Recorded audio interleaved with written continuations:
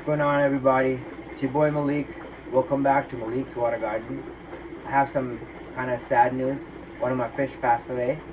It's a rare fish. It's a CW049, and I decided to make a video about why I keep indicator species in tanks. I essentially call them indicator species for a reason.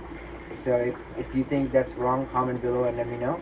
Hit that subscription button and hit that notification icon so you get updated when these type of videos get uploaded, because I really want to help you guys become better aquarists and for all of us to grow, because you guys always help me grow so much. I've learned so much from many of you guys, and so it's all a learning experience. It's an educational channel, so subscribe, hit the notification icon, and let's learn together why we need to have indicator species or dither species in our aquariums. What's going on, everybody? Welcome back to Malik's Water Garden. In today's video, we're going to look at what an indicator species is. Something that you can have essentially like a canary in a coal mine.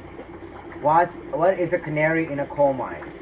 A canary in a coal mine is basically what miners used to take when they went underground to mine for coal. So if they hit a gas pocket and something happened, the canary would die and would let the miners know that there's a dangerous gas that they need to get out of the mine. So this would essentially save the lives of the miners most of the time.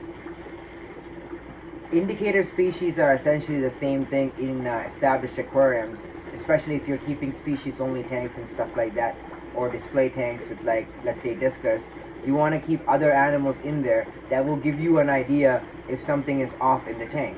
A really good indicator species for discus or companion species is rummy-nosed tetra or cardinal tetra, so that they're not small that the fish can get eaten by the discus, but they also can tolerate the same water parameters, the temperatures and all that good jazz that the discus are in.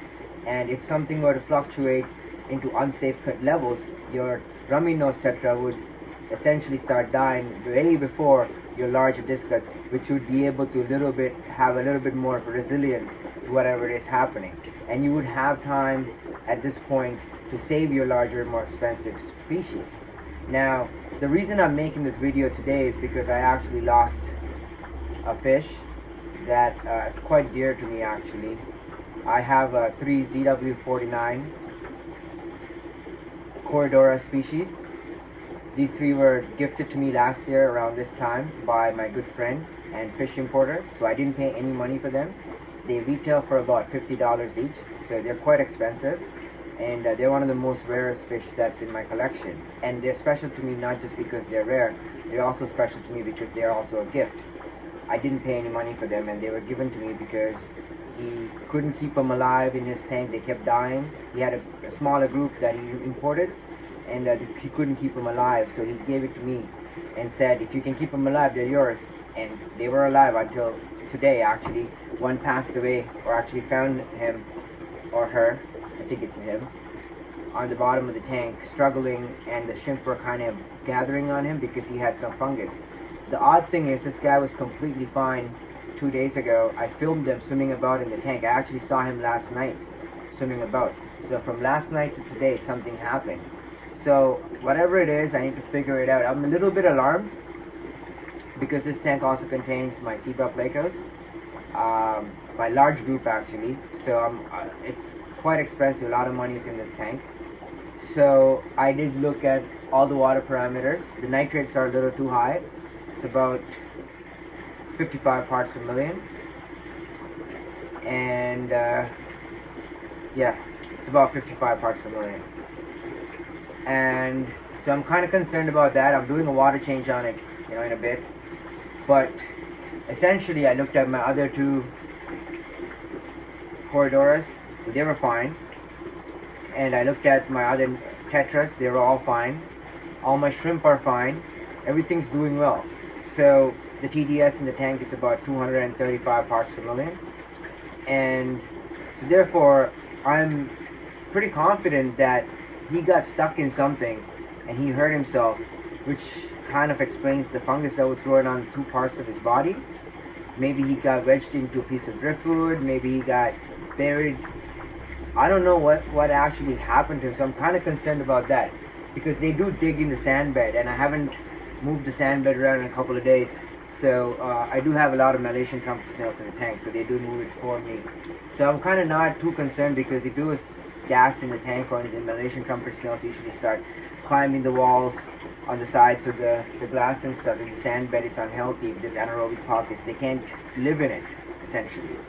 So all of these seem to tell me that there is nothing really going on, and that this animal just hurt himself accidentally.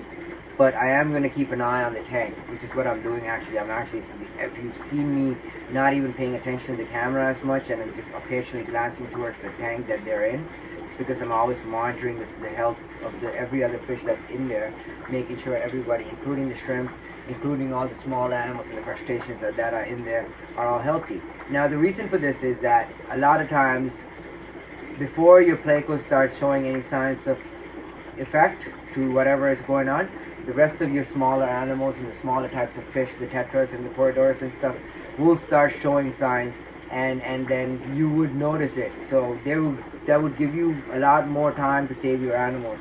You wouldn't find a dead pleco before you find a dead tetra if something is going wrong. That's basically the point of the video. So having these animals definitely helps, I think, to monitor the system that you're keeping in your care, because any little subtle change could send something off balance, and something could happen. So you need to really pay attention to things, and not having just the one species in the tank and nothing else, like no snails, no shrimp, no other tetras, no guppies, anything like that, I think is not in your favor. It helps with a lot of things in terms of the ecosystem that you're maintaining. It's just in terms of if you're keeping shrimp or snails, they help maintain the ecosystem for you, like by removing detritus and all that stuff, maintaining the sand bed, like in these cases, or in the case of this tank, they're eating all the excess food, being additional food source, all this stuff.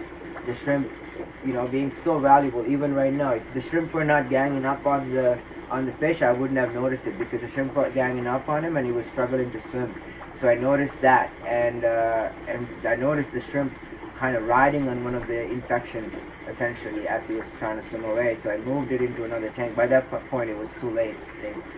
I don't think I had time to save its life. But if it was something that was detrimental to the other fish, I would see signs in my other fish. So now I'm doing a water change. I'm doing all this other stuff to fix whatever it is that's going on, if there is something going on. And I'm going to closely monitor the tank for the next couple of days to make sure there is nothing going on.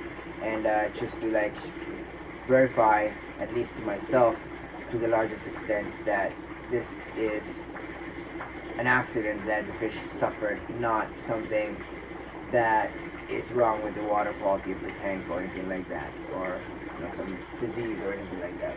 So I'm paying attention, I'm looking at the fish, I'm doing all that good jazz, and do keep monitoring this. So subscribe down below and hit that notification icon, because there's going to be a lot more talks about this topic.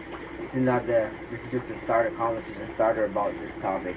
I know I talk about dither fish and stuff, but I always don't seem to remember to mention the added benefits of having these animals in your tank, aside from providing dither to your main display species. So that's something I think is the takeaway from this video, and I'm going to try to do that for myself. I think is to do more of giving the more background information on why I do what I do, why there's shrimp in the tank, why there's corridors in a breeding tank. I always, I'm actually getting new corridors. Subscribe down below, hit that notification icon. You don't want to miss out on the updates, because even the fish food dilemma, somebody stole my fish food. There's a whole video about that. I made it private because it's a little political in the video, so I don't really want this channel to be about that type of stuff. So I really, a day after I made it private, so you guys can't see. If you haven't saw it yet, you're not gonna see it no more, because it's private now. So if you haven't subscribed, and hit that notification icon, and on top of those notifications, you're not getting everything. So subscribe, hit the notification icon, and stay tuned for more updates. As always, I love you all. I'll see you on the next video. God bless.